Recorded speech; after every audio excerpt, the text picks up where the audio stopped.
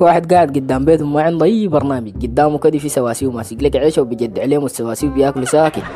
بعد شويه جاتهم بالجيران ومجرى لها غنمايه، قامت سالته تسكن قاعد؟ قال لها قالت له خلاص على الله خلي الغنمايه دي تقعد معاه يومين ثلاثه تعال جرها معي. جرى لها الغنمايه دي لي مكان الغنم وجا قاعد برا صار وشه بيجد على السواسيو ديل بياكلوا. قعدت شويه كده بالجيران وجات مارقه قالت له عليك الله ينتبه للغنمايه دي مرات التيس بدق. قال لا لا لا لو الشاكل انا بحلهم ما عليكي. بعد الجيران وفاتت عين للسواسيو كده وقال لهم عليك دينكم عين الدنيا دي بالذين كيف ها بقتنا معرصين لغنم.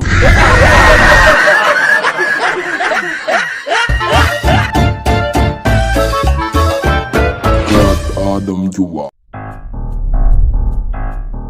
واحد عنده سوسو في البيت ياخذ السوسو ده مكره لك البيت والجداد والكلاب والحمير اي حاجه في البيت مكره.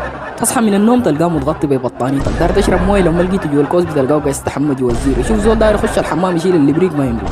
يا زول ناس البيت شموا لك شمه. واحد قال اليوم هذيك الليله السوسو ده خلاص انا بنتهي منه. صحى من النوم كده لقى السوسو فوق راسه، طوالي جرى ركب العربيه وبل فجاه بالسوسو ماشي في الشارع كده لقى حفره فوقها ثعابين، طوالي مسك السوسو ده زود حشر جوا هناك. بعد شويه الثعابين جا جارين السوسو ساكن. قال يا الله سال السوسو ده تاني ركب في العربيه مشى ليه الصحراء مسك لك السيسيس ده دردمه زي الحجر وبل فناه هناك. زول جا راجع البيت اليوم هذيك الجماعه زول قيلوا بمزاج بالليل منه داير ينوم كده شويه يتذكر السيسي وقاعد يفكر وقاعد يبكي. قال السيسي ده بكم مات هناك حن على حالته في ليل ودا قام ساق العربيه وفاط لي الصحراء شال له بطاريه قاعد يفتش لحد ما الواطه كشفت الظهر جا الزول ده قاعد يفتش.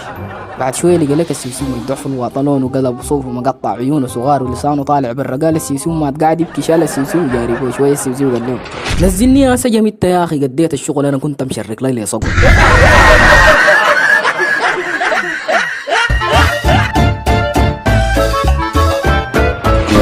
آدم جوا.